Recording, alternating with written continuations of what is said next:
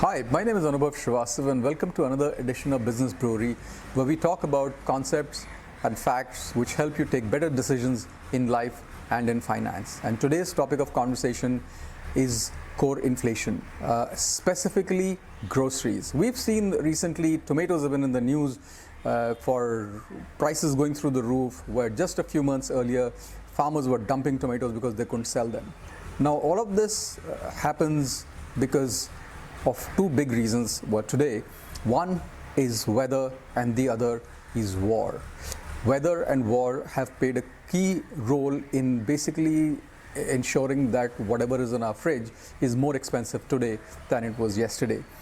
In terms of weather, largely climate change, we've seen weather that is not suitable for a lot of the crops a lot of the times, which means that your plantation is affected, yields are affected, replantation is affected, and so on. So that's the first part of it. The second part of it, when you have inclement weather, short-term inclement weather like the heavy rains that we've been seeing across the country last month or so, that in itself destroys crops, destroys infrastructure, so you can't plant it and you can't get it to the table. Now these two factors are pretty big in ensuring that over a period of time these prices will go up. Yes, short term there will be a cooling down of prices as the infrastructure comes back, as the weather cools off and the monsoon ends. The second big thing that has been responsible for prices has been war, especially the Ukrainian-Russian war, but not in the ways that you would think. First thing is that Ukraine and Russia have been responsible for about a quarter of the world's wheat exports. Now that's a staple food for a large part of the world population. When the countries went to war, the supply chains were affected, the production itself was affected, and therefore a large number of countries that are dependent on Russian and Ukrainian wheat imports saw soaring in food inflation. Now because these countries needed to import it from elsewhere, those countries also saw food inflation while having nothing to do with wheat production or the war.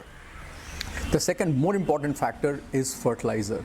Now fertilizer is a key input to all food production worldwide. We cannot really replace fertilizer in the short term, which is typically your NPK, nitrogen, phosphorus, potassium. Now all of these things are, let's put it this way, supplied significantly from the war zone itself. 28% of fertilizer production of the world or exports is from Russia and Ukraine. The moment these two countries went to war, that was also affected. To top it all, because of the war, the other key input, which is natural gas into fertilizer production, was also affected because the supplies were affected, and therefore fertilizer production costs in countries that weren't even importing fertilizers shot up. So now we have a scenario where food production is going down, the input cost is going up, the input supply chain is affected, and therefore we see this huge short-term increase in food prices. What can we do about it? Well, nothing in the short term. You have to grin and bear it. But because there is a finite pie in there, what will need to happen is money needs to be taken on from somewhere else to add to our food basket.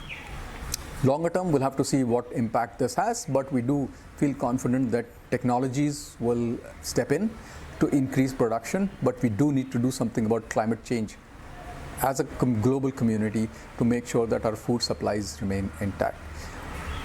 Hope that was useful for you and helps you understand a little bit more about what's driving the current increase in prices. Thank you so much, and hope to see you again for another edition of Business Brewery.